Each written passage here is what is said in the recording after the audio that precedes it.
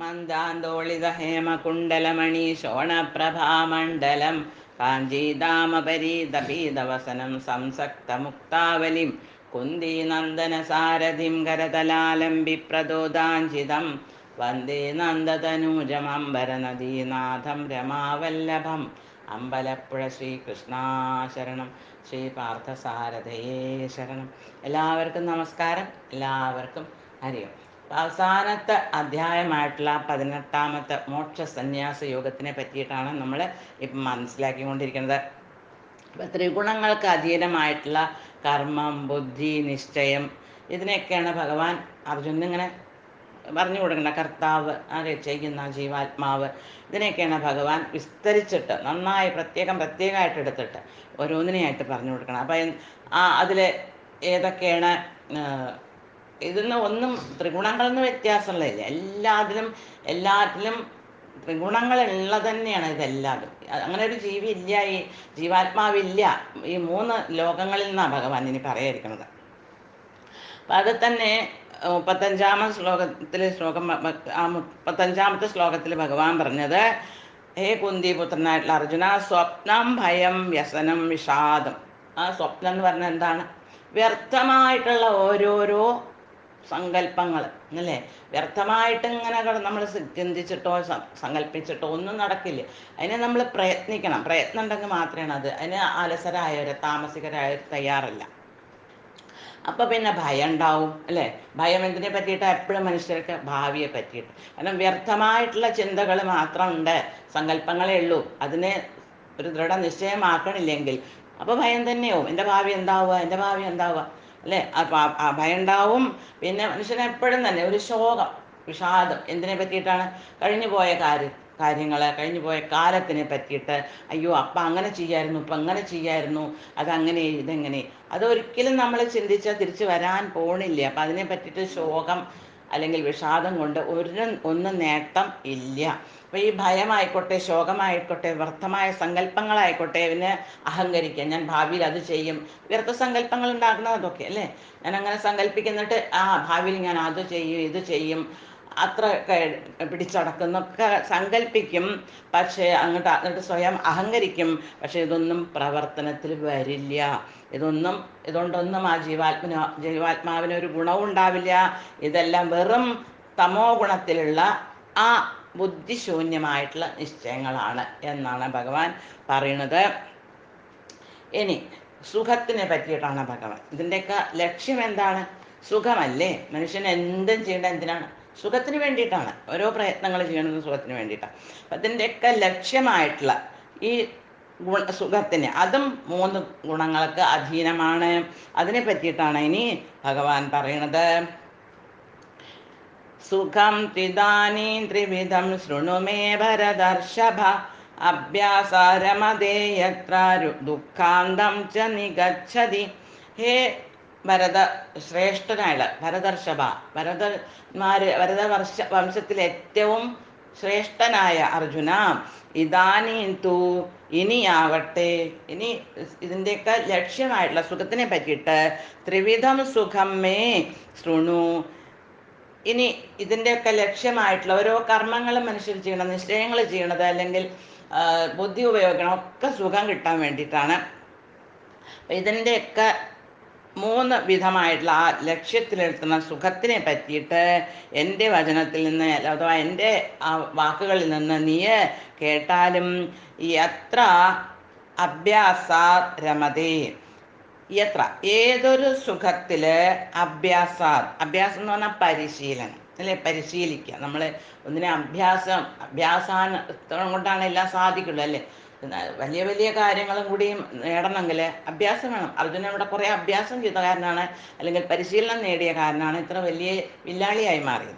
അപ്പം ആ പരിശീലനം ഹേതുവായിട്ട് രമതേ, അപ്പം അതിൽ രമിക്കുക എന്ന് പറഞ്ഞാൽ ആനന്ദം കിട്ടുക, സുഖിക്കുക. അപ്പം അങ്ങനെ പരിശീലനത്തോട് കൂടിയിട്ടുണ്ടെങ്കിൽ മാത്രമേ ആ കൗശലം കയ്യിലാക്കാൻ സാധിക്കുള്ളൂ. അപ്പം തന്നെയാണ് സുഖവും അനുഭവിക്കാൻ സാധിക്കുള്ളൂ. ദുഃഖാന്തം നിഗച്ഛതി, അങ്ങനെ ദുഃഖത്തിന് നമുക്ക് നശിക്കാൻ സാധിക്കും. ദുഃഖം നശിക്കും, അല്ലെങ്കിൽ ദുഃഖം അവസാനിക്കും, ദുഃഖം അന്തമാവും. ദുഃഖം ഇല്ലാതെയും. അപ്പം നികച്ചതിച്ച അതിനെ ആ ദുഃഖാന്തത്തിനെ പ്രാപിക്കുന്നു, അഥവാ ദുഃഖം നശിച്ചു പോകുന്നു. അപ്പോൾ അർജുനോട് പറയുകയാണ് ഭഗവാൻ, ഹേ ഭരതവംശികളിലെ ശ്രേഷ്ഠനായിട്ടുള്ള അർജുന, ബന്ധനായിട്ടുള്ള ജീവാത്മാവ് ആസ്വദിക്കും ചില സമയത്ത്. എന്താണ് ആസ്വദിക്കുക? ആത്മസുഖം. അത്തരത്തിലുള്ള സുഖങ്ങൾ അത് ചിലപ്പോൾ 3 തരത്തിലുള്ളതാവാം. സത്വോ രജോ ഗുണോ, രജോ തമോ ഏത് വേണമെങ്കിൽ ആവാം. അപ്പം അങ്ങനെ അത് ആനന്ദം അനുഭവിക്കും. അതിൽ ആ സുഖത്തിൽ ജീവാത്മാവ് അതിനെ ആസ്വദിക്കും, അതിൽ രമിക്കും, അല്ലെങ്കിൽ അതിനിഷ്ടപ്പെടും. അങ്ങനെ ആസ്വാദനത്തിലൂടെ ചിലപ്പോൾ സകല ക്ലേശങ്ങളിൽ നിന്ന് തന്നെ മുക്തിയും കിട്ടും. ചിലത് താൽക്കാലികമാവും, ചിലത് തുടർച്ചയായിട്ടുള്ളതാവും, മുക്തി വരെ കിട്ടും. അപ്പം അങ്ങനെ കിട്ടണ ചില താൽക്കാലികമായ സുഖങ്ങൾ മാത്രം കൊടുക്കും, ചിലത് നിത്യമായിട്ടുള്ള സുഖത്തിലേക്ക് എത്തിക്കും. അങ്ങനത്തെ സുഖങ്ങളെ പറ്റിയിട്ട് ഇനി ഞാൻ പറഞ്ഞു തരാം. അതും 3 വിധത്തിലാണ്. ഇപ്പം സത്വഗുണിയായിരുന്നാൽ ദീർഘകാല സുഖം അനുഭവിക്കാം, അല്ലേ? നന്മ പുണ്യം ഉണ്ടെങ്കിൽ ദീർഘകാലം. അല്ലെ തമോ ഗുണമാണെങ്കിലോ ക്ഷണികമായിട്ട് ഇന്ദ്രിയ അല്ലെങ്കിൽ ഉറങ്ങുക എന്തൊക്കെ ഉള്ളത് എന്താണ്, വളരെ താൽക്കാലികമായിട്ടുള്ളതാണ്. അപ്പോൾ ബന്ധനസ്ഥനായിട്ടുള്ള ഒരു ആത്മാവ് വീണ്ടും ഭൗതിക സുഖങ്ങൾ ആസ്വദിക്കാൻ ഇച്ഛിക്കുന്നു, വീണ്ടും വീണ്ടും. കാരണം ഇത് നമ്മൾ ആദ്യത്തെ അനുഭവമാണോ ഇതൊക്കെ? ഈ ഭക്ഷണം കഴിക്കൽ അല്ലെങ്കിൽ നമ്മൾ ഏത് തരത്തിലുള്ള ഇന്ദ്രിയ വിഷയമായിക്കോട്ടെ, ഇത് ആദ്യമായിട്ട് അനുഭവിക്കുകയാണോ ഈ ജന്മത്തിൽ? അല്ല, ഇത് ചർവണമാണ്. നമ്മൾ എത്രയോ കോടി ജന്മങ്ങളിൽ അത് ഒരു മൃഗമായിട്ടായിരിക്കാം, ഒരു പക്ഷിയായിട്ടായിരിക്കാം, അല്ലെങ്കിൽ ഏത് തരത്തിലുള്ള ഒരു 84 ലക്ഷം യോനികളുണ്ട്, ജീവവിഭാഗങ്ങളുണ്ടെന്നാണ് പറയുക, അല്ലേ? ഇതിലൊക്കെ നമ്മൾ ചുറ്റിക്കറങ്ങിയിട്ട് ഈ വിഷയഭോഗങ്ങൾ തന്നെയാണ് അനുഭവിച്ചിട്ടുള്ളത്. അപ്പോൾ ഇത് ചർവണമാണ്. അത് നമുക്കൊരു ഒരു ചെറിയ കുട്ടിയെ നോക്കിയാൽ അറിയാം. ഒരു ചെറിയ കുട്ടി ജനിക്കുമ്പോൾ തന്നെ വായിൽ കൈ കൊണ്ടിടണം. എന്താ അതിന് കൊണ്ടിടണം? അതിന് ഭക്ഷണം വേണം, അല്ലേ? ജന്മജന്മാന്തരങ്ങളായിട്ട് കോടി ജന്മങ്ങളായിട്ട് അത് ഭക്ഷണം കഴിക്കുന്നുണ്ട്. അപ്പോൾ അതിനറിയാം എനിക്ക് കഴിക്കണം. അപ്പോൾ അത് വായിൽ കൊണ്ടിട്ട് വിരലിടണം. അമ്മേരെ അതിൻ്റെ അമ്മ പാല് കൊടുത്താൽ ഉടനെ അത് കുടിക്കൽ തുടങ്ങണം. കാരണം എന്താ? ആദ്യമായിട്ടല്ല, അതിന് ശീലമുണ്ട്. അപ്പം അത് കാരണം അതിനെ വീണ്ടും ഉപയോഗിച്ച അല്ലെങ്കിൽ അനുഭവിച്ച ആ സുഖത്തിനെ തന്നെയാണ് വീണ്ടും വീണ്ടും അനുഭവിക്കുന്നത്. അപ്പം അങ്ങനെ ആസ്വാദനത്തിനിടയിൽ ഇങ്ങനെ ഭൗതികമായ വിഷയങ്ങളെ അനുഭവിച്ചിട്ട് അതിൻ്റെ ഇടയിൽ അതിൻ്റെ അതിൻ്റെ സത്കർമ്മങ്ങൾ കൂടുതൽ സജീവമാവുമ്പോൾ, അല്ലെങ്കിൽ അതിൻ്റെ പുണ്യം ഉദിക്കുമ്പോൾ, അല്ലെങ്കിൽ അതിൻ്റെ ജീവിത സാഫല്യം വരുമ്പോൾ ഒരു മഹാത്മാവായിട്ടുള്ള സമ്പർക്കത്തിൽ പെടുക, അല്ലേ? സാധാരണക്കാർ അവരെ വിഷയങ്ങളിലേക്ക് വലിച്ചു കൊണ്ടുപോവുള്ളൂ. പക്ഷെ മഹാത്മാക്കളെ എങ്ങോട്ട് കൊണ്ടുപോകും?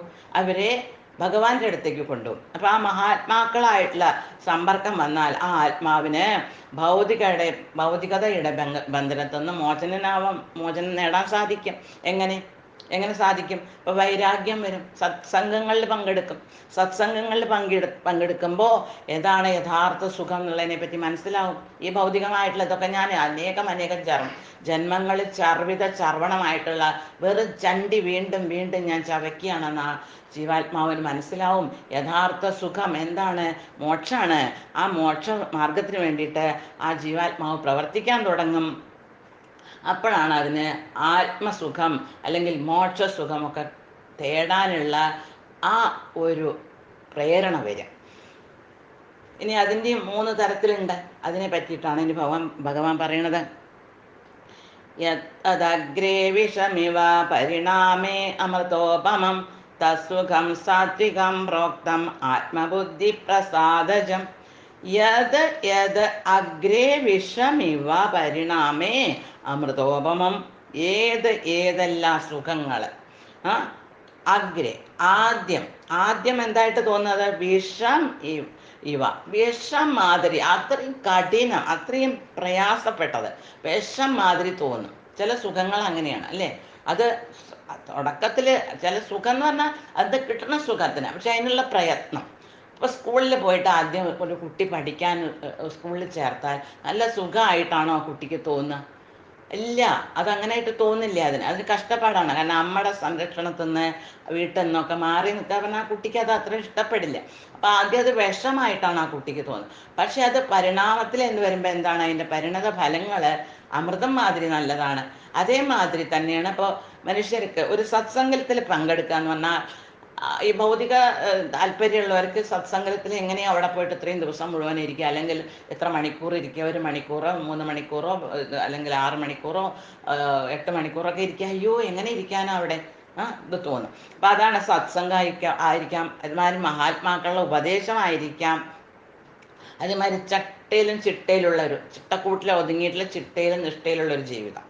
ഇത് എല്ലാവർക്കും ഇഷ്ടപ്പെടില്ല. തോന്നുമ്പോൾ കുളിക്കുക, തോന്നുമ്പോൾ എണിക്കുക, തോന്നുമ്പോൾ കഴിക്കുക, വിശക്കുമ്പോൾ ഭക്ഷണം കഴിക്കുക, ഉറക്കം വന്നാൽ കിടന്നുറങ്ങുക, ഒരു ചിട്ട ഉണ്ടാവില്ല അല്ലേ. ഇപ്പം ഇന്ന സമയത്ത് ആ ബ്രഹ്മമുഹൂർത്തത്തിൽ തന്നെ എണിക്കണം എന്ന് പറഞ്ഞിട്ടുണ്ടെങ്കിൽ അതൊരു നിഷ്ഠയുള്ള കാര്യമാണ്. പക്ഷെ അത് വളരെ പ്രയാസമാണ്. ആദ്യം തോന്നും വിഷമാണ്. ഈ അത്ര സുഖമുള്ള പുതച്ചു മുടി കിടക്കാനുള്ള സമയത്ത് ഈ പിടിച്ച് എണിപ്പിക്കുക എന്ന് പറഞ്ഞിട്ടുണ്ടെങ്കിൽ അത് വലിയ കഷ്ടമായിട്ട് തോന്നും. പക്ഷെ അതൊരു പിന്നക്കിലേക്ക് എന്താവും, അത് അമൃതം മാറി. കാരണം നമുക്ക് മോക്ഷത്തിലേക്ക് നല്ല വഴിയിലേക്ക് നമ്മളെ നയിക്കും. അപ്പം അങ്ങനെ ആചാര വിചാര വിഹാര ആഹാരാദികളൊക്കെ വളരെയധികം സാത്വികമാവുമ്പോൾ തുടക്കത്തിൽ വളരെ വിഷം മാതിരി കഠിനമായിട്ട് തോന്നും. പക്ഷെ ഇതെല്ലാം നമ്മളെ നന്മയിലേക്കും സത്വഗുണത്തിലേക്കും, അങ്ങനെ ആ സത്വഗുണം വഴി നമുക്ക് മോക്ഷത്തിലേക്കും നമ്മൾക്ക് എത്താൻ സാധിക്കും. പരിണാമേ അമൃതോപമം, പരിണാമത്തിൽ അത് അമൃതതുല്യവുമാകുന്നു.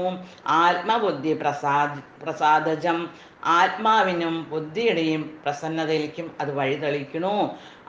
സുഖം, അങ്ങനത്തെ സുഖം എന്താണ്, സാത്വികം പ്രോക്തം, അത്തരം സുഖത്തിനെ സാത്വികം എന്ന് പറയപ്പെടുന്നു. അപ്പം ആദ്യം വളരെ കഷ്ടമായിട്ട് തോന്നുമെങ്കിലും അത് പരിണാമത്തിൽ അമൃതതുല്യവും ആത്മസാക്ഷാത്കാരം ഉണർത്തുന്നതുമായിട്ടുള്ള സുഖം സാത്വിക സുഖമാണ്. ഇപ്പം ഭഗവാന്റെ അടുത്തേക്ക് ദിവസേന ഇങ്ങനെ അമ്പലത്തിലേക്ക് പോവുക, അല്ലെങ്കിൽ ഒരു കൃത്യനിഷ്ഠയോടുകൂടി ഒരു ശാസ്ത്രം പഠിക്കുക, അല്ലെങ്കിൽ നാമം ചെല്ലുക, ഇത്ര മാല ഞാൻ ജപിക്കുക എന്നൊക്കെ ഒരു വ്യക്തി തീരുമാനിക്കുകയാണെങ്കിൽ ആദ്യം തോന്നും വളരെ കഷ്ടമാണെന്ന് അല്ലേ.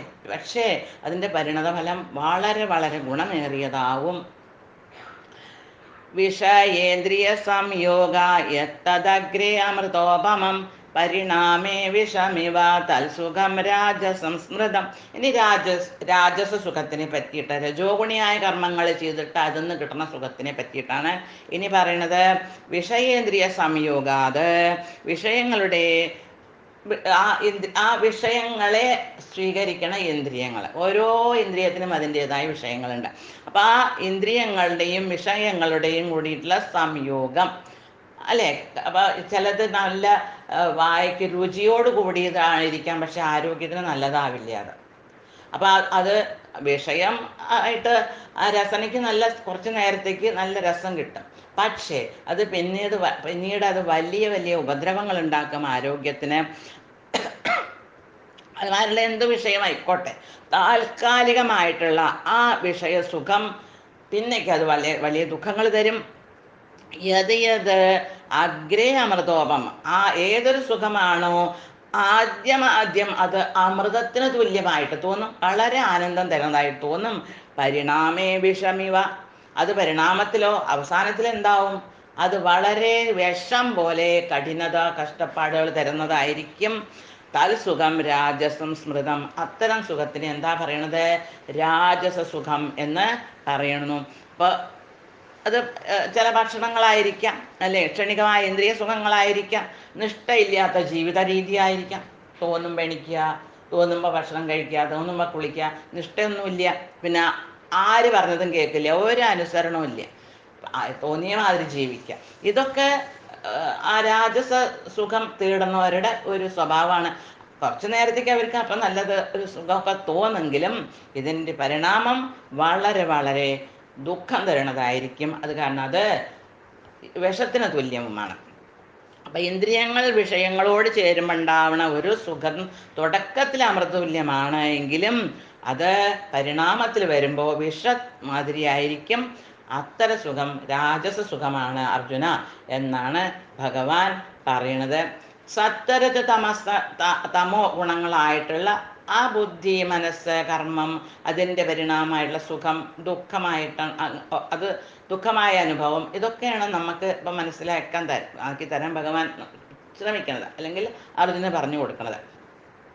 അപ്പം ഇനി തമോ ഗുണ സുഖത്തിനെ പറ്റിയിട്ടാണ് ഭഗവാൻ പറയണത്.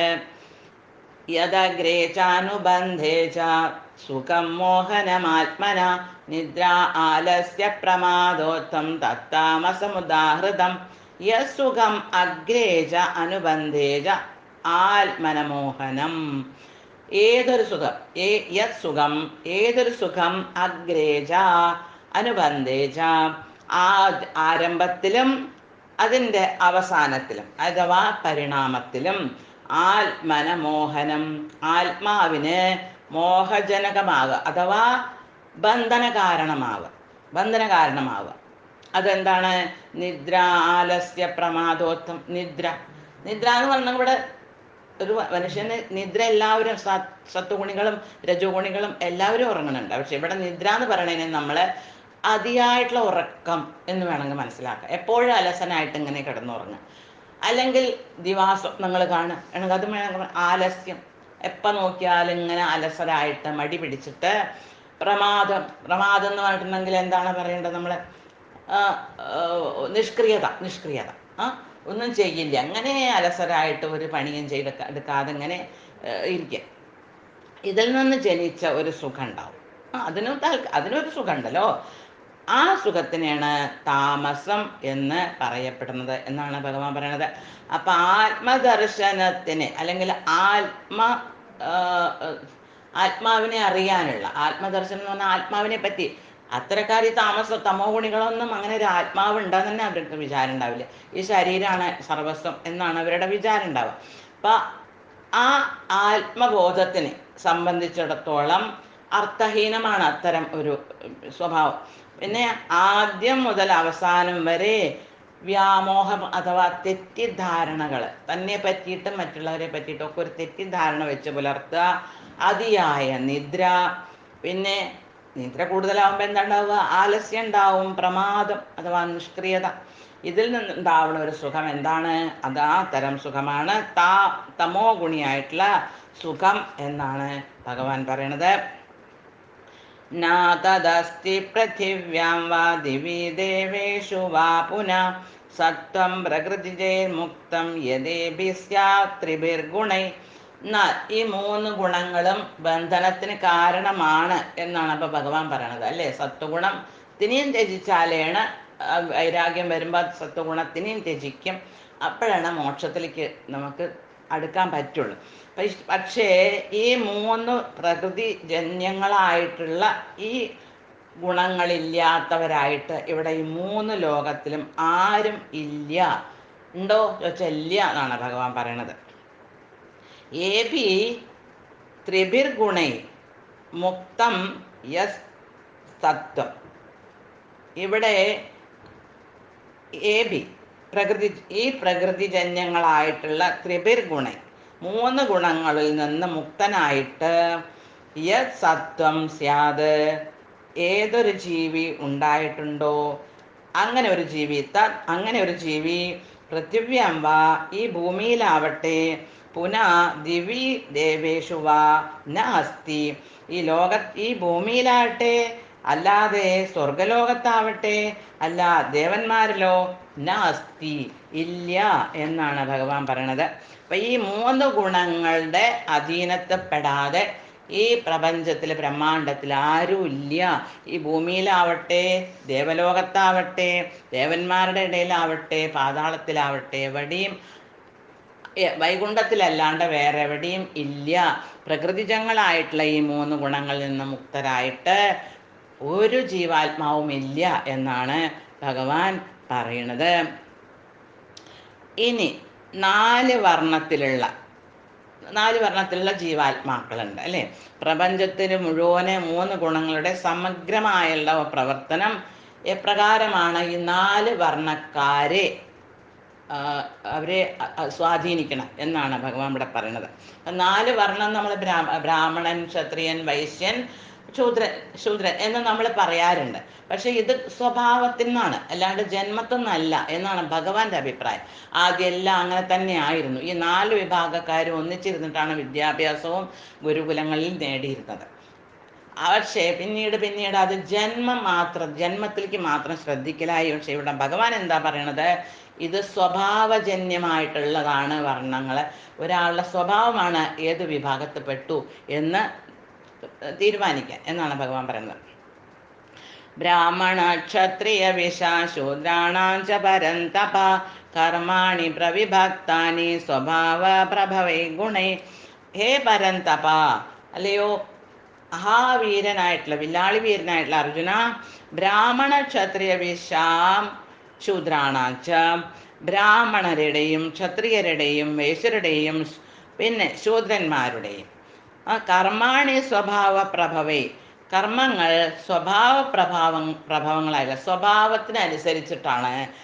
ഗുണൈ പ്രവിഭക്താനി, അങ്ങനത്തെ ഗുണങ്ങൾ കൊണ്ടാണ് അറിയപ്പെടുന്നത്. പ്രവിഭക്താനി എന്ന് പറഞ്ഞാൽ അറിയപ്പെടുന്നത്. ഓരോ മനുഷ്യൻ്റെയും ഗുണത്തിനനുസരിച്ചിട്ടാണ് അവരുടെ വർണ്ണം നിശ്ചയിക്കേണ്ടത് എന്നാണ് ഭഗവാൻ പറയുന്നത്. ഹേ പരന്തപൻ അഥവാ ശത്രുവിനെ ജയിക്കണം, ഭീതിപ്പെടുത്തണം അർജുന. ബ്രാഹ്മണനെയും ക്ഷത്രിയനെയും വൈശ്യനെയും ശൂദ്രനെയും തിരിച്ചറിയുന്നത് ത്രിഗുണങ്ങളെ ആധാരമാക്കിയിട്ടാണ്. അല്ലാണ്ട് ജന്മമല്ല ഒരു മനുഷ്യന്. എല്ലാവരും ജന്മം കൊണ്ട് ശൂദ്രരാണ് എന്നാണ് പറയുക ശാസ്ത്രം, അല്ലേ? ജന്മന ജായതേ ശൂദ്ര സംസ്കാരാൻ ദ്വിജ ഉച്ചതേ എന്നാണ് ശാസ്ത്രം പറയുന്നത് തന്നെ. ജന്മം കൊണ്ട് എല്ലാവരും ശൂദ്രരാണ്, പക്ഷേ സംസ്കാരമാണ് ദ്വിജനാക്കുന്നത്. അഥവാ ബ്രാഹ്മണനോ ക്ഷത്രിയനോ വൈശ്യനോ ശൂദ്രനോ ആരാണെന്നുള്ളതാക്കണത്. അപ്പം ആ സ്വഭാവത്തിനെയാണ് ഇനി ഭഗവാൻ ഇവിടെ പറയണത്. ഒരു ബ്രാഹ്മണന്റെ സ്വഭാവം എപ്രകാരമാണ്? ഈ സ്വഭാവം ആരിലൊക്കെ ഉണ്ടോ അവർ ബ്രാഹ്മണരായിട്ടുള്ള ആ ബ്രാഹ്മണ വിഭാഗത്തിൽ പെട്ടു എന്ന് വേണം നമ്മൾ മനസ്സിലാക്കാൻ. ശമോദമ തപശൗചം ശാന്തിർ ആർജവമേവ ച ജ്ഞാനം വിജ്ഞാനമാസ്തിക്യം ബ്രഹ്മകർമ്മ സ്വഭാവജം. ശമ ദമ തപ ശൗചം ശാന്തി ആർജവം, ഇതെല്ലാം ഒരു ബ്രാഹ്മണന്റെ ഗുണങ്ങളാണ്, അഥവാ സത്വഗുണങ്ങളാണ്. ശമം എന്ന് പറഞ്ഞാൽ ചിത്തശാന്തി, മനഃശാന്തി. എന്ത് തന്നെ വിപരീതമായാലും ക്ഷോഭിക്കാതെ മനസ്സ് ശാന്തമാകുന്ന സ്വഭാവം, മനഃശാന്തി. പിന്നെ ദമ ആത്മസംയമനം. ആത്മസംയമനം എന്ന് പറഞ്ഞെങ്കിൽ വളരെയധികം തൻ്റെ അക്ഷോഭ്യനായിട്ടുള്ള പെരുമാറ്റം, മനസ്സുകൊണ്ടും ശരീരം കൊണ്ടും അക്ഷോഭ്യനായിട്ടിരിക്കുക. ശൗചം, തപസ് നിഷ്ഠ, നല്ല നിഷ്ഠ കാണും. ശൗചം ആന്തരിക ബാഹ്യമായിട്ടുള്ള ശുചിത്വം. ശാന്തി, ക്ഷമ ഉണ്ടാവും. വളരെ ക്ഷമയോട് കൂടിയിട്ട് എല്ലാറ്റിനും ക്ഷമയോടുകൂടി നേരിടും. എന്ത് വിപരീത പരിതസ്ഥിതി വന്നാലും അതിനെ വളരെ കൂളായിട്ട് വേണം ഇന്നത്തെ ഭാഷയിൽ പറയാൻ നമുക്ക്, അല്ലെ കൂളായിട്ട് അതിനെ നേരിടും. പിന്നെ ആർജവം എന്ന് പറഞ്ഞെങ്കിൽ സ്ട്രെയിറ്റ് ഫോർവേഡ്, സത്യസന്ധമായിട്ട്. ജ്ഞാനം എന്ന് പറഞ്ഞാൽ ശാസ്ത്രത്തിൻ്റെ വേദത്തിൻ്റെ നല്ല ജ്ഞാനിയായിരിക്കും അദ്ദേഹം. വിജ്ഞാനം അതിനെ തൻ്റെ അനുഭവത്തിൽ, തൻ്റെ അനുഭവം എന്ന് പറഞ്ഞാൽ അതിനെ വെറും പ്രീച്ചിങ്ങോ അല്ലെങ്കിൽ പ്രസംഗിക്കലോ ഉപദേശം കൊടുക്കലോ മാത്രമല്ല, തൻ്റെ ജീവിതത്തിൽ അത് അനുസരിക്കും. നമ്മളിപ്പോൾ ഒരു ആചാര്യൻ എന്ന് പറയണത് ആരാ? ആചരണം കൊണ്ട് ഒരു ഉദാഹരണമായിട്ട് മുമ്പിൽ ഉള്ളവരെയാണ് നമ്മൾ ആചാര്യൻ എന്ന് പറയേണ്ടത്, അല്ലേ? അല്ലാണ്ട് വളരെ ഇങ്ങനെ പ്രസംഗിക്കും വലിയ വലിയ കാര്യങ്ങളൊക്കെ, പക്ഷെ സ്വന്തം ജീവിതത്തിൽ അതൊന്നും പകർത്തില്ല വെച്ചാൽ അവരെ ശരിക്കും ഒരു ആചാര്യൻ നമുക്ക് പറയാൻ നിവൃത്തിയില്ല. അപ്പം ഇവിടെ പ്രാക്ടിക്കലിയും തിയറിക്കലിയും രണ്ടുണ്ട്. എല്ലാം അറിയുകയും ചെയ്യാൻ ശാസ്ത്രങ്ങളെ, അതിനെ തൻ്റെ ജീവിതത്തിൽ അതിനെ അനുഭവത്തിലും കൊണ്ടുവരും, അല്ലെങ്കിൽ അതിനെ പ്രവൃത്തിയിലും കൊണ്ടുവരും. വെറും പ്രീച്ചിങ് മാത്രമല്ല, തൻ്റെ പ്രവൃത്തിയിലും കൊണ്ടുവരും. അപ്പം അനുഭവജ്ഞാനവും ഉണ്ടാവും, ജ്ഞാനവും ഉണ്ടാവും. പിന്നെ ആസ്തിക്യമേവച, ആസ്തിക്യം എന്ന് പറഞ്ഞിട്ടുണ്ടെങ്കിൽ എന്താ? പൂർണ്ണ ദൃഢ വിശ്വാസം, ഭഗവാനിൽ പൂർണ്ണ വിശ്വാസം.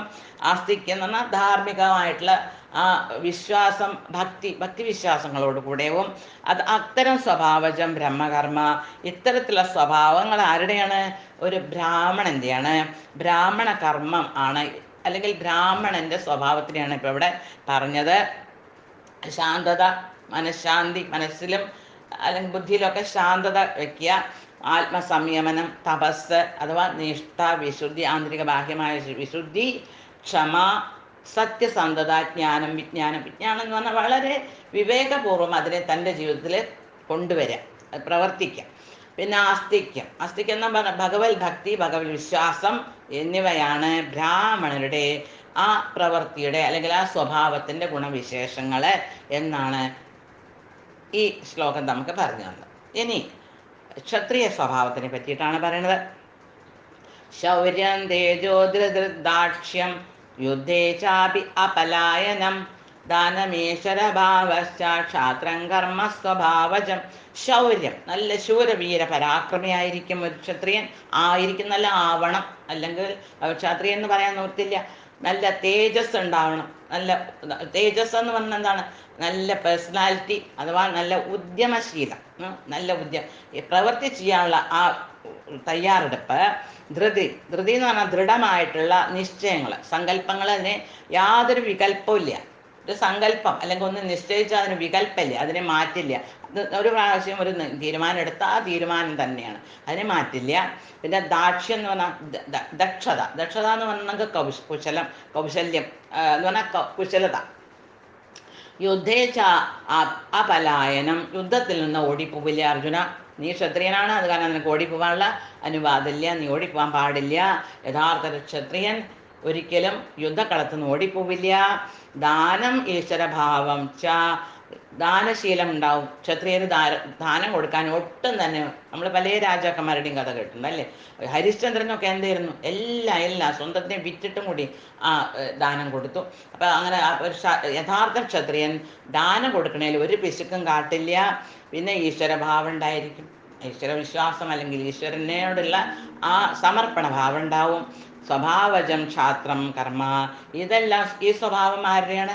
ക്ഷത്രിയന്മാരുടെയാണ്. ക്ഷാത്ര സ്വഭാവമാണ് ഇത് അർജുന എന്നാണ് പറയുന്നത്. നല്ല പരാക്രമം ഉണ്ടാവും, നല്ല ശാരീരികവും മാനസികവുമായ നല്ല ശക്തി ഉണ്ടാവും, ബലം ഉണ്ടായിരിക്കും.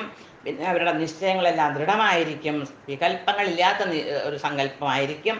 പിന്നെ എല്ലാ കാര്യത്തിലും നല്ല കുശലത ഉണ്ടായിരിക്കും. യുദ്ധത്തിൽ നല്ല ധൈര്യത്തിൽ പിടിച്ചു നിൽക്കും, എന്തെന്നെ വന്നാലും ക്ഷോഭിക്കാണ്ട് യുദ്ധം ചെയ്യും. പിന്നെ ഉദാരത, ദാനം കൊടുക്കാൻ വളരെ ഉദാരമായിരിക്കും. പിന്നെ നേതൃത്വ ശക്തി ഉണ്ടാവും. ഈശ്വരഭാവം എന്ന് പറഞ്ഞിട്ടുണ്ടെങ്കിൽ യഥാർത്ഥത്തിൽ ഒരു രാജാവ് അല്ലെങ്കിൽ ഒരു ഭരണാധികാരി ഈശ്വരൻ്റെ പ്രതിപുരുഷനാണ്. അത് കാരണം നമ്മൾ ആ രാജ്യം ഭരിക്കുന്ന ആളെ അപമാനിക്കാൻ പാടില്ല, അത് വലിയൊരു തെറ്റാണ്. ഈശ്വരനെ അപമാനിക്കുന്നതിന് സമമാണത്രേ. പക്ഷെ രാജാവ് അത്തരക്കാരനാവണേ അല്ലേ. അപ്പം അങ്ങനെ നേതൃത്വത്തിനുള്ള കഴിവുണ്ടാവുക, ഇവയെല്ലാമാണ് ഒരു ക്ഷത്രിയരുടെ സ്വഭാവം വേണ്ടത് എന്നാണ്. സ്വഭാവം, അവരുടെ ആ ഗുണങ്ങൾ എന്നാണ്, ഒരു ക്ഷത്രിയ ഗുണങ്ങളാണ് ഭഗവാൻ ഇവിടെ പറഞ്ഞത്. ഇനി വൈശ്യരുടെ ഗുണങ്ങളെ പറ്റിയിട്ടാണ് പറയണത്. കൃഷി ഗൗരക്ഷ്യ വാണിജ്യം വൈശ്യകർമ്മ സ്വഭാവജം പരിചര്യാത്മകം കർമ്മ ശൂദ്രസ്യാഭി സ്വഭാവജം. കൃഷി ഗൗരക്ഷ്യ വാണിജ്യം, കൃഷി ചെയ്യുക. ഗോരക്ഷ, പശുക്കളുടെ അല്ലേ, നമ്മൾ ഭഗവാൻ കൃഷ്ണൻ്റെ അറിയാം നമുക്കല്ലേ. അവർ നന്ദഗോപരൊക്കെ വൈശ്യ വിഭാഗത്തിൽപ്പെട്ടവരായിരുന്നു. അവർ കൃഷി ചെയ്യായിരുന്നു, ഗോ രക്ഷ ചെയ്യായിരുന്നു, അല്ലെങ്കിൽ പാല് അതിൽ നിന്നുള്ള ഉൽപ്പന്നങ്ങളെ വിക്രയം ചെയ്യുക, അത് അവരുടെ ജോലിയായിരുന്നു. പിന്നെ വാണിജ്യം എന്ന് പറഞ്ഞാൽ കച്ചവടം ചെയ്യുക. അതുമാതിരി പണം പലിശയ്ക്ക് കൊടുത്ത് മിതമായിട്ടുള്ള പലിശ വാങ്ങാൻ അവർക്ക് അതിന് യാതൊരു പാപവുമില്ല. പക്ഷേ ഒരു ബ്രാഹ്മണൻ അത് പാടില്ല അത്രേ. ഒരു ബ്രാഹ്മണൻ ഒരിക്കലും ഈ കാര്യങ്ങൾ ചെയ്യാൻ പാടില്ല, പണം പലിശയ്ക്ക് കൊടുക്കാൻ പാടില്ല എന്നാണ് നിയമം എന്ന് കേട്ടിട്ടുണ്ട്. അപ്പം ഇതെല്ലാം ആരുടെയാണ്? വൈശ്യകർമ്മ സ്വഭാവം. അതൊരു വൈശ്യൻ്റെ സ്വഭാവമാണ്. പരിചര്യാത്മകം കർമ്മ, ഈ മറ്റ് 3 വിഭാഗക്കാരെ, സ്വഭാവക്കാരെ സഹായിക്കുക, അവരെ പരിചര്യ ചെയ്യാൻ പറഞ്ഞാൽ അവരെ സഹായിക്കുക, അവരുടെ കർമ്മങ്ങൾ പൂർണ്ണമാക്കാൻ അവരെ സഹായിക്കുക. ശൂദ്ര അഭി സ്വഭാവജം, ഇതാണ് ഒരു ശൂദ്രൻ്റെ സ്വഭാവജം. പക്ഷെ ഇന്ന് സമുദായം വളരെ തെറ്റായിട്ടാണ്. ശൂദ്രൻ എന്ന് പറഞ്ഞാൽ എന്തോ ഒരു വലിയൊരു ചീത്ത പേരാണ്. അങ്ങനെയല്ല. ശൂദ്രന് മനുസ്മൃതിയിലൊക്കെ പറഞ്ഞിട്ടുണ്ട്. ഇപ്പോൾ നമ്മൾ കേട്ടിട്ടുണ്ടാവും, ഒരു 4 വിഭാഗക്കാർ ഒരേ ഒരു അപരാധം ചെയ്തു എന്ന് വെച്ചോളൂ, ഒരു മർഡർ ചെയ്തു. ഒരു 4 പേര് കൂടിയിട്ട്, ഈ 4 വർണ്ണത്തിലുള്ള വ്യക്തികൾ, 4 വർണ്ണക്കാരും ഓരോ വ്യക്തി കൂടിയിട്ട് ഒരു വ്യക്തിയെ വധിച്ചു. അപ്പം ബ്രാഹ്മണൻ, ക്ഷത്രിയൻ, വൈശ്യൻ, ശൂദ്രൻ. അപ്പം ഇതിൽ യഥാർത്ഥത്തിൽ ശൂദ്രന് 1 കൊല്ലത്തെ തടവേ വേണ്ടുള്ളൂ, 1 കൊല്ലം തടവിൽ കടക്കേണ്ടി വരും. പക്ഷേ അതേ സമയത്ത് വൈശ്യന് 4 കൊല്ലം കിടക്കേണ്ടി. അതേ സമയത്ത് ഒരു ക്ഷത്രിയന് 8 കൊല്ലം കിടക്കേണ്ടി വരും തടവിൽ. പക്ഷേ ബ്രാഹ്മണന് 16 കൊല്ലം കിടക്കേണ്ടി വരുന്നാ പറയും. അത്രയും കാരണം അദ്ദേഹത്തിന് ഇതൊക്കെ അറിയാലോ, ഈ ശാസ്ത്രങ്ങൾ അറിയാം. ഒരു കൊലപാതകം നടത്തിയാൽ അതിൻ്റെ എന്താണ് ഭവിഷ്യത്തെന്നറിയാം. അറിഞ്ഞും കൊണ്ട് ചെയ്യണത്. മറ്റ് ശൂദ്രൻ എന്ന് പറഞ്ഞാൽ അദ്ദേഹത്തിന് അതിനെ പറ്റിയിട്ടുള്ള വലിയ വിവരമില്ലേ. അപ്പം അതുമാതിരി തന്നെ ഒരു സഭയിൽ എല്ലാവരും ബ്രാഹ്മണനെയാണ് ഇരിക്കണം എന്ന് വെച്ചോളൂ. സഭയിൽ ഒരു ബ്രാഹ്മണനാണ് ഇരിക്കണം, ഭക്ഷണം കഴിക്കാതിരിക്കുകയാണ്. അപ്പം അതിൻ്റെ ഇടയിൽ ഒരു ശൂദ്രൻ കയറി വന്നാൽ ആദ്യത്തെ ഭക്ഷണം ആർക്കാത്രേ കൊടുക്കേണ്ടത്? ഒരു ശൂദ്രനാണ് അത്ര കൊടുക്കേണ്ടത്. ശൂദ്രനാണ് ആദ്യം വിളമ്പേണ്ടത് എന്നൊക്കെയാണ് മനുസ്മൃതിയിൽ. പക്ഷെ ആരാ നമ്മളിതൊക്കെ പഠിപ്പിച്ചത്? നമ്മളെ ആരും പഠിപ്പിച്ചില്ല. തെറ്റായ കുറേ കാര്യങ്ങൾ നമ്മളെ ഒക്കെ അടിച്ചേൽപ്പിച്ചു. അപ്പോൾ കൃഷി, ഗോരക്ഷ്യ, വ്യാപാരം എന്നിവ വൈശ്യർക്ക് സ്വാഭാവികമായുള്ള കർമ്മങ്ങളാണ്. അവരുടെ സ്വഭാവത്തിന് അനുകൂലമായ കർമ്മങ്ങളാണ്. ഒരു ശൂദ്രരുടെ സ്വഭാവം എന്താണ്? അവർ കഠിന അധ്വാനം ചെയ്യാൻ അവർക്ക് ഒരു മടിയില്ല. മറ്റുള്ളവരെ അവർ പരിചരിക്കുകയും ചെയ്യും. ഇതാണ് അവരുടെ സ്വഭാവം. സ്വേസേ കർമ്മണ്യഭിരത സംസിദ്ധിം ലഭതേ നര സ്വകർമ്മനിരത സിദ്ധിം യഥാ വിന്ദതി തശൃണു. സ്വേസ്യേ കർമ്മണി അഭിരത, അവനവൻ്റെ സ്വഭാവജമായിട്ടുള്ള അല്ലെങ്കിൽ സ്വഭാവത്തിന് അനുകൂലമായ കർമ്മത്തിൽ അഭിരതനായവൻ അഥവാ നിഷ്ഠയോടുകൂടി ആ കർമ്മത്തിനെ ചെയ്യുന്നവൻ ആ നരന് സംസിദ്ധി ലഭതേ, അവന് പൂർണ്ണത. സംസിദ്ധി എന്ന് പറഞ്ഞാൽ ലക്ഷ്യം അല്ലെങ്കിൽ പൂർണ്ണത അവന് ലഭിക്കണു. സ്വകർമ്മനിരത യഥാ സിദ്ധിം വിന്ദതി. സ്വകർമ്മനിരത, സ്വന്തം കർമ്മത്തിൽ മുഴുകിയവൻ യാതൊരു പ്രകാരത്തിൽ സിദ്ധിം വിന്ദതി, എപ്രകാരം സിദ്ധിയെ സമ്പാദിക്കുന്നു, അത് ഞാൻ നിനക്ക് പറഞ്ഞു തരാം. തത് ശൃണു, അത് നീ കേട്ടോളൂ എന്നാണ് ഭഗവാൻ പറയണത്. അപ്പം സ്വാഭാവികമായ പ്രവൃത്തികൾ ചെയ്തുകൊണ്ടിരുന്നാൽ മനുഷ്യന് പൂർണ്ണത അഥവാ മുക്തി നേടാൻ സാധിക്കും. അപ്പം എന്നവരൊക്കെ മുക്തി നേടാൻ പറ്റൂ എന്നൊന്നും എവിടെയും പറഞ്ഞിട്ടില്ല. മുക്തി എല്ലാവർക്കും ഫ്രീയിൽ കിട്ടും. പക്ഷെ അതിന് എന്താ ചെയ്യേണ്ടുള്ളൂ എന്നാണ് ഇനി ഭഗവാൻ പറയണത്. അത് ഞാൻ പറയാം, നീ കേട്ടോളൂ എന്നാണ് അർജുനോട് ഭഗവാൻ പറയണത്. യഥാ പ്രവൃത്തിഭൂതാനാം ഏന സർവമിദം തദം സ്വകർമ്മണാ തമഭ്യർച്ച സിദ്ധിം വിന്ദതി മാനവ. യഥഭൂതാനാം പ്രവൃത്തിം, ആരിൽ നിന്നാണ് ഭൂതാനാം പ്രവൃത്തിം ഈ ജീവജാലങ്ങളുടെ പ്രവർത്തികൾ ആരംഭിച്ചിട്ടുള്ളത്, അഥവാ ഇവരെ സൃഷ്ടിച്ചത്, ജന്മെടുത്തത് ആരിൽ നിന്നാണോ ഈ ജീവജാലങ്ങളെല്ലാം പ്രകടമാകുമ്പോൾ ഓരോ കർമ്മങ്ങൾ അവർ ചെയ്യൽ തുടങ്ങും. ഏന ഇതം സർവം, അവനാൽ അഥവാ ആരാൽ ഈ സർവം ജഗത്ത് എന്ന് പറഞ്ഞാൽ ഇതം സർവം, ഈ ജഗത്ത് മുഴുവനും അതങ്ങനെ വ്യാപ്തമായിരിക്കുകയാണ്. ആ ഭഗവാൻ അല്ലെങ്കിൽ ആരിൽ നിന്നാണോ ഈ ജീവജാലങ്ങളൊക്കെ പ്രകടമായിട്ടുള്ളത് അത് ഇവിടെ ഇങ്ങനെ പരന്നിരിക്കണു, വ്യാപ്തമായിരിക്കുന്നു. മാനവ തം സ്വകർമ്മണ അഭ്യർച്ച, മനുഷ്യര് അവനെ അഥവാ ആ പരമാത്മാവിനെ സ്വകർമ്മണ അഭ്യർച്ച, സ്വന്തം കർമ്മങ്ങളെ കൊണ്ട് ആരാധിച്ചിട്ട്. എങ്ങനെ ആരാധിക്കുക? അവനവൻ്റെ കർമ്മങ്ങളെ കൊണ്ട് ആരാധിക്കുക എന്ന് പറഞ്ഞാൽ എന്താണ്? ആ കർമ്മഫലങ്ങളെല്ലാം ആ പരമാത്മാവിന് സമർപ്പിച്ചിട്ട് സിദ്ധി വിന്ദതി, അവർക്ക് സിദ്ധിയെ എന്ന് പറഞ്ഞാൽ ലക്ഷ്യത്തിനെ, മോക്ഷത്തിനെ പ്രാപിക്കണു അവര് എന്നാണ് ഭഗവാൻ പറയണത്. എല്ലാ ജീവാത്മാക്കളുടെയും അല്ലെങ്കിൽ ജീവജാലങ്ങളുടെയും പ്രഭവസ്ഥാനം അഥവാ ഉൽപ്പത്തി സ്ഥാനവും എല്ലായിടത്തും വ്യാപിച്ചിട്ടുള്ളതുമായിട്ടുള്ള ആ ഭഗവാനെ ആരാധിക്കുക അഥവാ സ്വകർമ്മ ഫലങ്ങൾ ഭഗവാന് സമർപ്പിക്കുക ചെയ്താൽ അത് നിമിത്തം സ്വകർമ്മങ്ങളിൽ കൂടി ഒരു വ്യക്തിക്ക് പരിപൂർണതയിലെത്താം. അപ്പം ബ്രാഹ്മണൻ്റെ എല്ലാ കർമ്മഫലങ്ങളും ഭഗവാന് സമർപ്പിച്ചാൽ മുക്തനാവാം. ക്ഷത്രിയൻ യുദ്ധം ചെയ്തിട്ട് ആ ശത്രു സംഹാരം ചെയ്താലും എത്ര കോടിക്കണക്കിന് ആൾക്കാരെ കൊന്നാലും പാപല്ല എന്ന് കഴിഞ്ഞ ദിവസം പറയണ്ടായി അല്ലേ. അത് പാപല്ല, കാരണം അത് അവൻ്റെ നിയത കർത്തവ്യമാണ്. ഭഗവാൻ അവനെ ഏൽപ്പിച്ചിട്ടുള്ള ജോലിയാണ്, അത് ചെയ്യണം. അതേമാതിരി വൈശ്യനായിക്കോട്ടെ, അതുമാതിരി ശൂദ്രനായിക്കോട്ടെ, അവനവൻ്റെ കർമ്മങ്ങൾ ചെയ്ത് ഇത് എൻ്റെയാണെന്ന് പറയേണ്ടത് ഇതം മമ, ഇതെല്ലാം പരമാത്മാവിൻ്റെ ആണെന്ന് പറഞ്ഞ് സമർപ്പിച്ചാൽ അവർക്ക് മോക്ഷം കിട്ടും. തൻ്റെ കർമ്മങ്ങളെ ആ കർമ്മത്തിൻ്റെ ഫലങ്ങളെ ഭഗവത് ആരാധനയാക്കിയിട്ട് അത് ഭഗവാന് സമർപ്പിക്കുക. കർമ്മങ്ങളെ ഭഗവത് ആരാധനയാക്കുക, കർമ്മഫലങ്ങളെ ഭഗവാന് സമർപ്പിക്കുക. ഇത് ചെയ്താൽ അവർക്ക് മോക്ഷം കിട്ടാൻ വേറെ ഒന്നും പ്രയത്നിക്കണ്ട എന്നാണ് ഭഗവാൻ പറയണത്. ശ്രേയാൻ സ്വധർമ്മോ വിഗുണ പരധർമാത് അനുഷ്ഠിതാത് സ്വഭാവനിയതം കർമ്മ കുറുവന്നാപ്നോതി കിൽബിഷം. ഇനി അന്യൻ്റെ ആ കർമ്മങ്ങളെ ധർമ്മങ്ങളെ ചെയ്താൽ അത് എത്രമാത്രം ദോഷകരമാണ് എന്നാണ് ഭഗവാൻ പറയുന്നത്. സ്വധർമ്മ വിഗുണ അപി, സ്വന്തം കർമ്മം അല്ലെങ്കിൽ സ്വധർമ്മം, സ്വന്തത്തിന് ഒരു ധർമ്മമുണ്ട്, ആ അനുസരിച്ചിട്ട് വിധിച്ച കർമ്മമുണ്ട്, അത് ചെയ്ത് വിഗുണ അത് ഇത്തിരി ദോഷയുക്തമായിട്ടാണ് ചെയ്യുന്നത്. ഒരു ബ്രാഹ്മണൻ്റെ കർമ്മം കുറച്ച് ചെയ്ത് ചെറിയ ത്രുട്ടികൾ വന്നാൽ അതിന് കുഴപ്പമില്ല.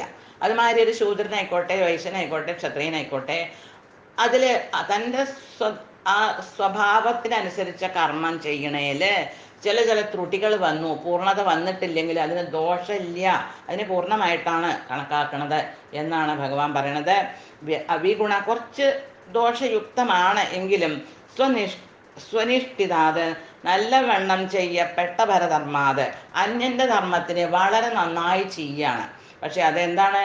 അത് ശ്രേഷ്ഠം ഏതാണ്? അവനവൻ്റെ ത്രുടിയോട് കൂടിയിട്ടുള്ള ചെയ്യണ കർമ്മമാണ്. മറ്റത് ശ്രേഷ്ഠമല്ല. അന്യൻ്റെ ധർമ്മം ചെയ്യുന്നത് എത്ര നന്നായിട്ട് ചെയ്തു വെച്ചാലും അത് ഗുണകരമല്ല ആത്മാവിന്. സ്വഭാവനിയതം കർമ്മ കുറുവൻ, അവനവൻ്റെ സ്വഭാവത്തിനനുസൃതമായ കർമ്മത്തെ ചെയ്യുന്നവൻ കിൽബിഷന്നാപ്നോതി, കിൽബിഷത്തിനെ അഥവാ പാപത്തിനെ പ്രാപിക്കുന്നില്ല. ഒരു ബ്രാഹ്മണൻ അവനവൻ്റെ ആ ശ്ലോകങ്ങളെ അല്ലെങ്കിൽ പൂജയൊക്കെ സ്വല്പം തെറ്റായിട്ട് ചെയ്താലും അത് ഭഗവാൻ സ്വീകരിക്കും. പക്ഷെ അതേ ബ്രാഹ്മണൻ പോയിട്ട് ഒരു വാണിജ്യമോ അല്ലെങ്കിൽ ഒരു ഗോരക്ഷ ചെയ്യണ എപ്പോഴും നല്ലതാണ്, ഗോമാതാവിനെ അല്ലെങ്കിൽ വാണിജ്യം ചെയ്യുക അല്ലെങ്കിൽ മറ്റുള്ള കാര്യങ്ങൾ ചെയ്തിട്ടുണ്ടെങ്കിൽ അത് ഗുണകരമാവില്ല. അപ്പം ക്ഷത്രിയനായിട്ടുള്ള അർജുന, നീ ഇപ്പം എന്താ പറയണത്? ഞാൻ സന്യാസിയാവാൻ പോവുകയാണ്. പക്ഷെ അത് നിനക്ക് ഗുണകരമല്ല. നിൻ്റെ ഈ യുദ്ധത്തിൽ അഥവാ നീ ത്രുട്ടി വന്നു, നീ മരിച്ചു പോയിച്ചാലും നിനക്ക് മോക്ഷമാണ്. പക്ഷെ നീ ഒരു ബ്രാഹ്മണൻ്റെ അല്ലെങ്കിൽ ഒരു വ്യക്തിയുടെ കർമ്മം ചെയ്താൽ അത് നിന്നെ ബന്ധനസ്ഥനാക്കുള്ളൂ എന്നാണ് ഭഗവാൻ പറയുന്നത്. അപ്പം അന്യൻ്റെ കർമ്മം ഭംഗിയായി ചെയ്യുന്നതിനേക്കാൾ പൂർണ്ണമായിട്ട് വളരെ പൂർണ്ണതയോടുകൂടി ചെയ്യുന്നതിനേക്കാൾ നല്ലത് സ്വല്പം കുറ്റം കണ്ടതിൽ തെറ്റുകൾ ഉണ്ടെങ്കിലും തനിക്ക് വിധിക്കപ്പെട്ട പ്രവൃത്തി ചെയ്യുന്നതാണ് ആ വ്യക്തിക്ക് ഗുണകരമാവുക. തൻ്റെ സ്വഭാവത്തിനനുസരിച്ചിട്ട് നിർദ്ദിഷ്ടമായ കർമ്മത്തിൽ ഏർപ്പെടുന്നവർക്ക് പാപപ്രതികരണം ഉണ്ടാവില്ല. സഹജം കർമ്മ കൗന്ദേയ സദോഷമഭിനത്യജേത് സർവാരംഭാ ഹി ദോഷേണ ധൂമേനാഗ്നിരിവാവൃത. ഹേ കൗന്ദേയ, ഹേ കുന്തിപുത്രനായിട്ടുള്ള അർജുന, സഹജം കർമ്മ സദോഷമഭി, സഹജം കർമ്മ തൻ്റെ സ്വഭാവത്തിനനുസരിച്ചിട്ടുള്ള ആ കർമ്മത്തിന് അല്പം ദോഷയുക്തമാണ്. ഇപ്പം ഇവിടെ ക്ഷത്രിയനാണ്, യുദ്ധം ചെയ്യുമ്പോൾ അനേകം വ്യക്തികളെ വധിക്കേണ്ടി വരും. ദോഷം എന്ന് പറഞ്ഞാൽ ഒരു വ്യക്തിയെ വധിക്കുക എന്ന് പറഞ്ഞാൽ ദോഷമുള്ളതാണ് അല്ലേ? അത് തെറ്റെന്ന് പറയാൻ പറ്റില്ല, അതിൽ പാപം ഉണ്ടാവും എന്നുള്ള ചിന്ത ഉണ്ട്.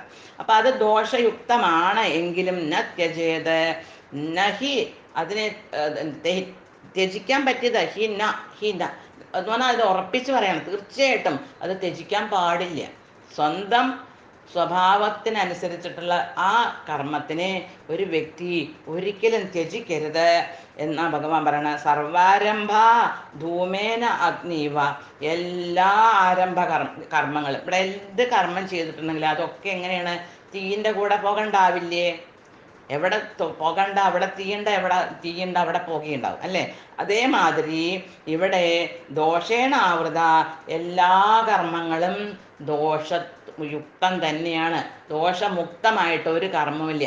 അപ്പം എന്തിനും ഇവിടെ ഒരു നിഴലുള്ള മാതിരി ഏത് കർമ്മം ചെയ്താലും അതിൻ്റെ കൂടെ അല്പം ദോഷങ്ങളും നമുക്ക് കിട്ടും. മനസ്സിലാ, ദോഷത്തിനെ വിചാരിച്ചിട്ട് ആ പ്രവൃത്തിയെ ഉപേക്ഷിക്കരുത് എന്നാണ് ഭഗവാൻ പറയുന്നത്. ഹേ കുന്തിപുത്ര, അഗ്നി പുകയാൽ മൂടപ്പെട്ടിരിക്കുന്നത് പോലെ എല്ലാ ഉദ്യമങ്ങളും അഥവാ കർമ്മങ്ങളും ഏതെങ്കിലും ദോഷത്താൽ യുക്തമായിരിക്കും. ദോഷയുക്തം തന്നെയാണ് ഇവിടെ. എല്ലാറ്റിനും അല്പം അല്പം ദോഷങ്ങൾ കലർപ്പുണ്ട്. അതുകൊണ്ട് തനിക്ക് സ്വാഭാവികമായിട്ടുള്ള അഥവാ തനിക്ക് വിധിച്ചിട്ടുള്ള കർമ്മം ദോഷകരമാണ് എന്ന് വിചാരിച്ചിട്ട് ഉപേക്ഷിക്കാൻ പാടില്ല. ആ ഉപേക്ഷിച്ചാലാണ് പാപത്തിന് നമ്മൾ അധികാരികളാവുക. അസക്ത ബുദ്ധി സർവത്ര ജിതാത്മാ വിഗത സ്പൃഹ നൈഷ്കർമ്മ്യ സിദ്ധിം പരമാം സന്യാസേനാധിഗച്ഛതി. സർവത്ര അസക്ത ബുദ്ധി, എല്ലാ വിഷയങ്ങളിലും ആസക്തി ശൂന്യനായിട്ട് വൈരാഗ്യത്തോടു കൂടെ, ഒന്നിലും ആസക്തി ഇല്ലാണ്ട്, ഒരു വിഷയത്തിലും ആസക്തനല്ലാതെ ജിതാത്മാ വിഗത സ്പൃഹ, ജിതാത്മ മനസ്സിനെ നിയന്ത്രിച്ചവനായിട്ട് ഭൗതികങ്ങളായിട്ടുള്ള വിഗത സ്പൃഹ, ഒന്നായിട്ടും ഒരു ആസക്തി ഇല്ല, ഭൗതികമായിട്ടുള്ള ഒരു ആസക്തി ഇല്ലാത്ത സന്യാസേന, ആ സന്യാസം കൊണ്ട്, അത്തരം സന്യാസം എന്ന് പറഞ്ഞാൽ ബുദ്ധിയെ സമമായിട്ട് ന്യാസം ചെയ്തിട്ട് വളരെ കൃത്യമായിട്ട് അല്ലെങ്കിൽ ചിന്തനത്തോടു കൂടെ അതിനെ സ്ഥാപിച്ചിട്ട് പരമാ നൈഷ്കർമ്മ്യം സിദ്ധിയും അധിഗച്ഛതി. പരമമായിട്ടുള്ള നൈഷ്കർമ്മ്യ സിദ്ധി എന്ന് പറഞ്ഞാൽ എന്താണ്? കർമ്മഫലം അഥവാ പുണ്യപാപങ്ങളിൽ നിന്ന് മോചനം ലഭിക്കും. നൈഷ്കർമ്മ്യം, ആ കർമ്മം ചെയ്താൽ അത് ചെയ്യാത്തതിനും സമമാണ്. അപ്പം യുദ്ധം ചെയ്തു, ഇവിടെ എല്ലാ ആസക്തികളും വിട്ടിട്ട് എനിക്ക് രാജ്യം കിട്ടണമെന്നോ അല്ലെങ്കിൽ എനിക്ക് അത് വേണമെന്നോ ഇത് വേണം, ഞാൻ ജയിക്കണമെന്നോ അങ്ങനെയൊന്നുമില്ല, ഇതെൻ്റെ കർത്തവ്യമാണ് എന്നുള്ള ഏകബോധത്തോടുകൂടെ തീരുമാനത്തോടുകൂടെ യുദ്ധം ചെയ്യാണ്. അതിൻ്റെ പരിണാമങ്ങളെ അല്ലെങ്കിൽ പരിണത ഫലങ്ങളെ പറ്റി ചിന്തിക്കാതെ ഒരാസക്തി ഇല്ലാണ്ട് യുദ്ധം ചെയ്ത എത്രയെത്ര വ്യക്തികളെ വധിച്ചാലും എനിക്ക് അതിൻ്റെ ആ കർമ്മങ്ങളുടെ ആ പാപഫലങ്ങളെ, അത് പുണ്യമായിരിക്കാം പാപമായിരിക്കാം, ഒന്നും നിനക്ക് അതിനെ പ്രാപിക്കേണ്ടി വരില്ല, അതിൽ നിന്നൊക്കെ നിനക്ക് മോചനം കിട്ടും. നൈഷ്കർമ്മ്യ സിദ്ധി, ആ കർമ്മം ചെയ്താലും കർമ്മം ചെയ്യാത്ത ഫലമായിരിക്കും, അവിടെ അതിൻ്റെ ബാലൻസ് ഒന്നും ഉണ്ടാവില്ല, സീറോ. അതിനെ അധിഗച്ഛതി എന്നാണ്, അതിനെ നിനക്ക് ആ പാപപുണ്യങ്ങളിൽ നിന്ന് മോചനം നിനക്ക് ലഭിക്കും എന്നാണ് ഭഗവാൻ പറയണത്. ആത്മസംയനം നേടിയവനും അനാസക്തനും ഭൗതിക സുഖഭോഗങ്ങളെല്ലാം അവഗണിച്ചവനുമായിട്ടുള്ള ഒരാൾക്ക് ത്യാഗപരിശീലനത്തോടു കൂടെ എന്ന് പറഞ്ഞാൽ സന്യാസം എന്ന് പറഞ്ഞാൽ തന്നെ ത്യാഗമാണല്ലോ, ത്യാഗവും സന്യാസവും അല്ലേ. നമ്മളിപ്പോൾ സന്യാസം എന്ന് പറഞ്ഞിട്ടുണ്ടെങ്കിൽ കർമ്മങ്ങളെ ത്യജിക്കൽ, ത്യാഗം എന്ന് പറഞ്ഞിട്ടുണ്ടെങ്കിൽ കർമ്മഫലങ്ങളെ ത്യജിക്കൽ, ഇതാണ് നമ്മൾ മനസ്സിലാക്കിയത് അല്ലേ. ആ പുണ്യപാപ പ്രതികരണങ്ങളിൽ നിന്ന് പരമമായ മോചനം നേടാൻ ആ വ്യക്തിക്ക് സാധിക്കും.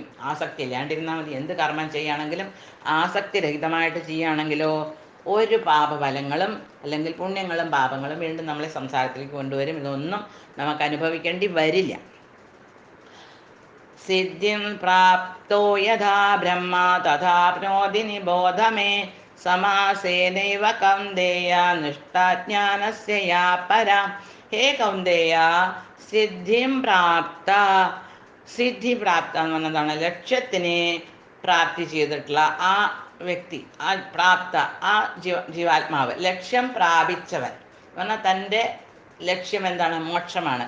ആ ആത്മബോധം ഉണർന്നവന്, ആ ജീവൻ മുക്തനായിട്ടുള്ള വ്യക്തിക്ക്, ഇപ്പോൾ ജീവിച്ചിട്ടുണ്ട്, ശരീരത്തിൻ്റെ ഉള്ളിൽ തന്നെയാണ്, പക്ഷേ എല്ലാ ആസക്തികളും വെടിഞ്ഞവനായിട്ട് ജീവൻ മുക്ത അവസ്ഥയിൽ പ്രാപിച്ചിട്ടുള്ള അവൻ യഥാ ബ്രഹ്മ ആപ്നോതി, യാതൊരു പ്രകാരം ബ്രഹ്മത്തിനെ പ്രാപിക്കുന്നുവോ തഥാ മേ സമാസേനം നിബോധ, ആ പ്രകാരത്തിന് പ്രകാരം എന്ന് പറഞ്ഞാൽ ആ കാര്യങ്ങളെ എന്നിൽ നിന്നും സമാസേന എന്ന് പറഞ്ഞാൽ, സമാസം എന്ന് പറഞ്ഞാൽ ഇവിടെ സംക്ഷിപ്തമായിട്ട് ചുരുക്കിയിട്ട്, ചുരുക്കിയിട്ട് ഞാൻ തന്നെ നിനക്ക് പറഞ്ഞു തരാം. നിബോധ, നീ ബോധിക്കുക, നീ മനസ്സിലാക്കുക.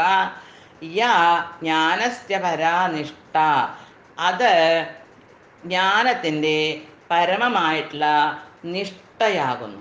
അത് ചെയ്താൽ മതി, അപ്പം ജീവൻ മുക്തനാവാൻ ആ വ്യക്തിക്ക് സാധിക്കും. ജീവിച്ചിരിക്കുമ്പോൾ, ശരീരം വെടിയുമ്പോൾ മുക്തി നേടാൻ സാധിക്കും.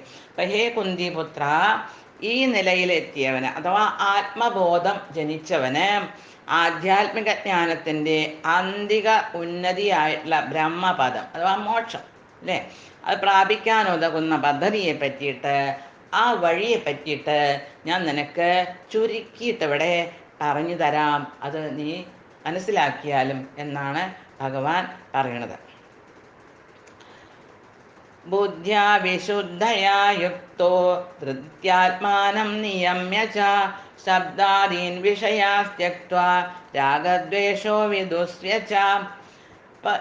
ആ അവസ്ഥ എപ്രകാരം നേടാം എന്നുള്ളതാണ് ഇനിയുള്ള 3 ശ്ലോകങ്ങളെ കൊണ്ട് ഭഗവാൻ പറഞ്ഞു തരുന്നത്.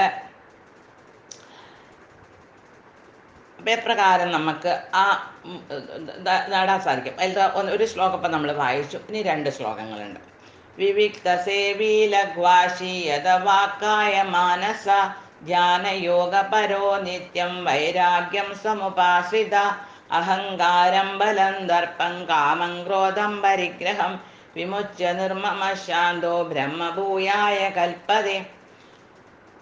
വിശുദ്ധയാ ബുദ്ധിയ, വിശുദ്ധമായ ബുദ്ധിയോട് കൂടിയിട്ട് യുക്ത, അതിനോട് കൂടി യോജിച്ചിട്ട് വിശുദ്ധമായ യുക്തരായിട്ട് ബുദ്ധിയോട് കൂടിയിട്ട് ധൃത്യാത്മാനം നിയമ്യ, നൃത്യ എന്ന് പറഞ്ഞാൽ നിശ്ചയദാർഢ്യത്തോടുകൂടെ ആത്മാവിനെ നിയമിക്കുക അഥവാ നിയന്ത്രിച്ചിട്ട് ശബ്ദാദീൻ വിഷയ ത്യക്ത്വ, ശബ്ദം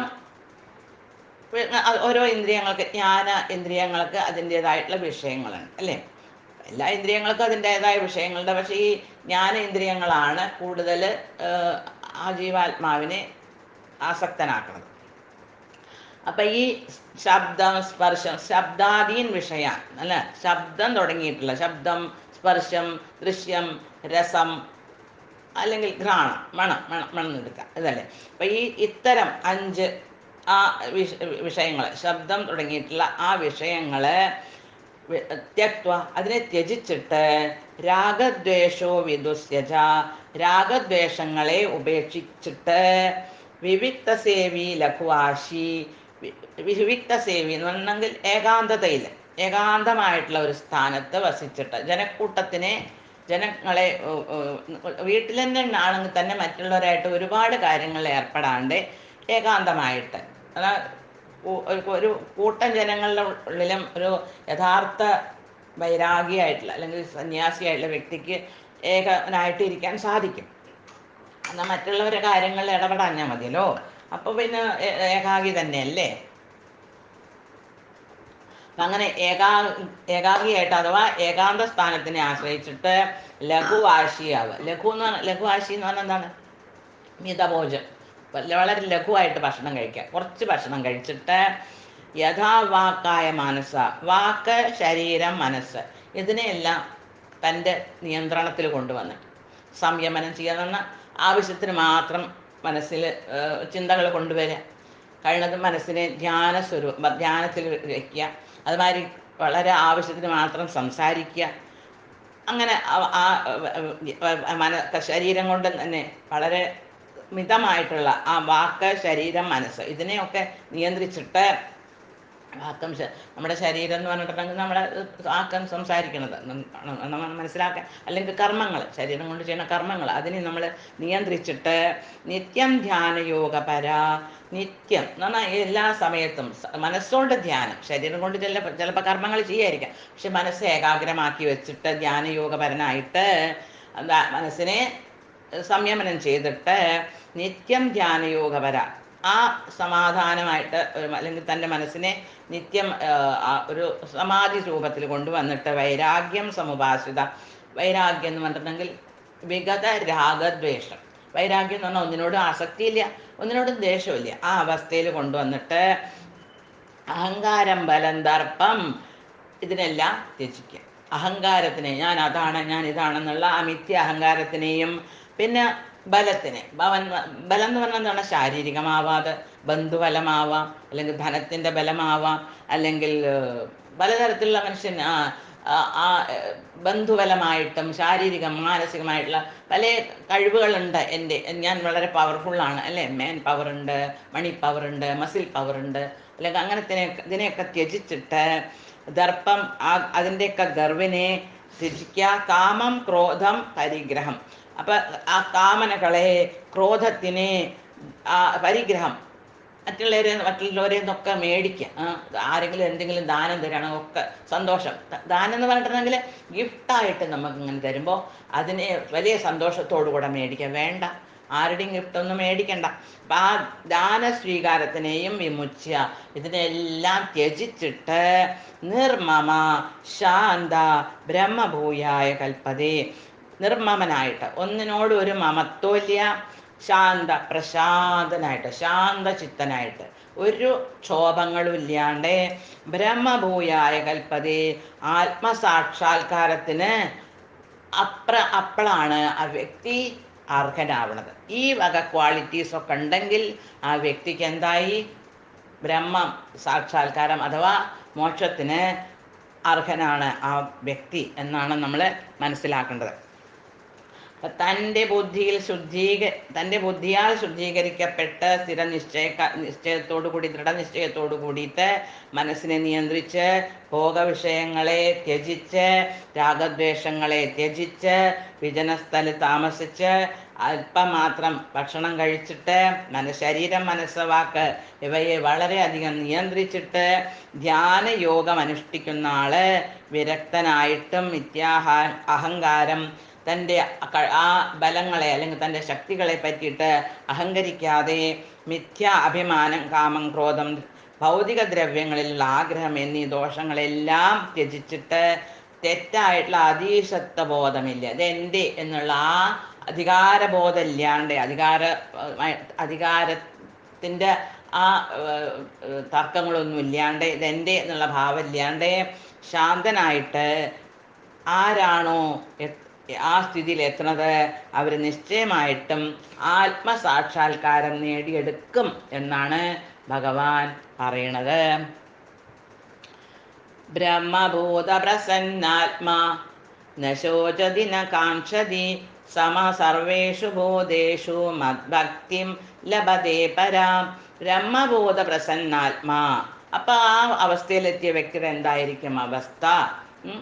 കഴിഞ്ഞ ശ്ലോകത്തിലെ 3 ശ്ലോകങ്ങളിൽ പറഞ്ഞ ആ അവസ്ഥയിൽ എന്തായിരിക്കും? ബ്രഹ്മബോധനായി കഴിഞ്ഞു, ആത്മസാക്ഷാത്കാരം വന്നു കഴിഞ്ഞു ആ വ്യക്തിക്ക്, പ്രസന്നാത്മാവായി. അപ്പൊ എപ്പോഴും പ്രസന്ന ചിത്തനായിരിക്കും ആ വ്യക്തി. അവൻ ന ശോചതി ന കാംക്ഷതി, അവൻ ശോചിക്കുക എന്ന് പറഞ്ഞാൽ ദുഃഖിക്കണുണ്ടോ? ഇല്ല, അവനൊരു ശോകങ്ങളും ഇല്ല, ഒന്നിനെയും കാക്ഷിക്കണമില്ല, ഒന്നിനെയും ആഗ്രഹിക്കണമില്ല. അവൻ്റെ കാമനകള്, ആകാംക്ഷകൾ ഉണ്ടെങ്കിലാണ് ശോചനങ്ങളും ദുഃഖിക്കുക അല്ലേ? അത് പൂർണ്ണമാവില്ല, അപ്പൊ ദുഃഖിക്കും. സർവഭൂതേഷു സമ, എല്ലാ ജീവജാലങ്ങളിലും സമനായവന് ഭക്തിയും ലഭതേ, പരമമായിട്ടുള്ള എൻ്റെ ഭക്തിയുത സേവനത്തെ ലഭിക്കുക, അഥവാ ഭഗവാനെ തന്നെ സേവിക്കാൻ അവൻ അതാണ് മാനവസേവ, മാധവ സേവയാണ് അല്ലെ? അപ്പം ആരെയും ഏത് ജീവജാലത്തിനെയും സേവ ചെയ്യാൻ ഒരു മടിയും കാണില്ല. അതിൽ ഭഗവാനെയാണ് കാണുന്നത്. ഏതൊരു ജീവജാലമായിക്കോട്ടെ അതിനെ ദ്രോഹിക്കില്ല എന്ന് മാത്രമല്ല, അതിൻ്റെ ആവശ്യം, ആ ആവശ്യം നിറവേറ്റി കൊടുക്കും. അത് പക്ഷിയായിരിക്കാം, മൃഗമായിരിക്കാം, രോഗിയായിരിക്കാം, ഏത് തരം ജീവിയായിരിക്കാം. അപ്പം ആ വ്യക്തിയെ ഭക്തിയുത സേവനം ചെയ്ത് അപ്പൊ ഭഗവാനെ പ്രാപിക്കാൻ സാധിക്കും. കാരണം എല്ലാവരുടെയും ഉള്ളിലിരിക്കുന്നത് ഈ ഭഗവാൻ തന്നെയല്ലേ.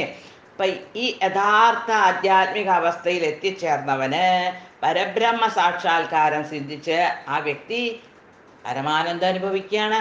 അയാൾക്ക് ദുഃഖമില്ല, അയാൾക്ക് ആകാംക്ഷകളില്ല, കാമനകളില്ല, സർവബോധങ്ങളിലും സമഭാവനയാണ് അയാൾക്കുള്ളത്. എല്ലാ ജീവജാലങ്ങളെയും അദ്ദേഹം സമമായിട്ടാണ് വീക്ഷിക്കുന്നത്, എല്ലാം പരമാത്മാവിൻ്റെ രൂപങ്ങളായിട്ടാണ് കാണുന്നത്. ഈ നിലയിൽ അയാൾ വിശുദ്ധ ഭക്തിയോടെ എൻ്റെ സേവനത്തിലാണ് മുഴുകണത്.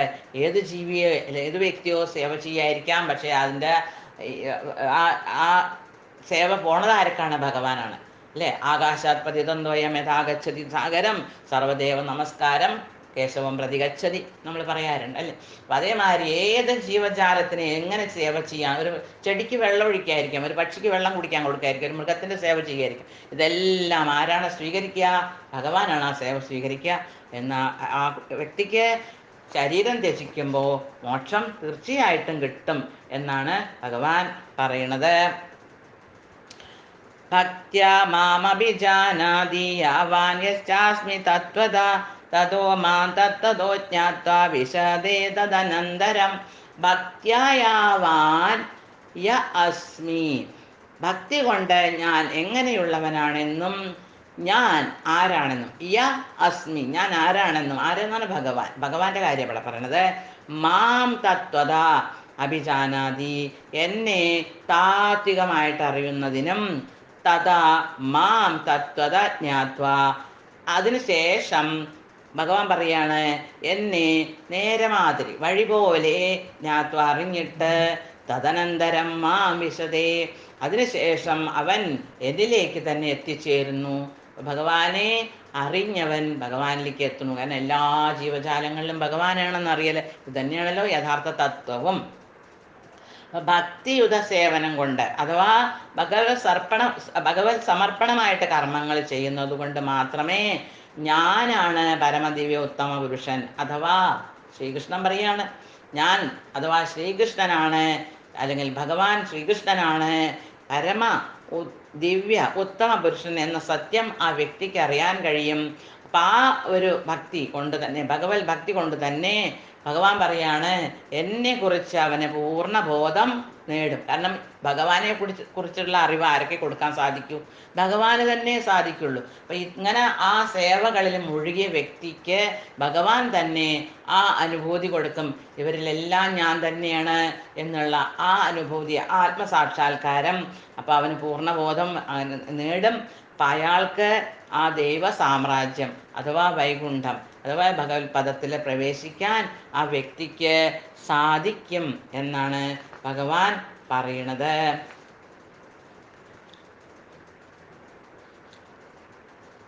ഓം നമോ ഭഗവതേ വാസുദേവായ.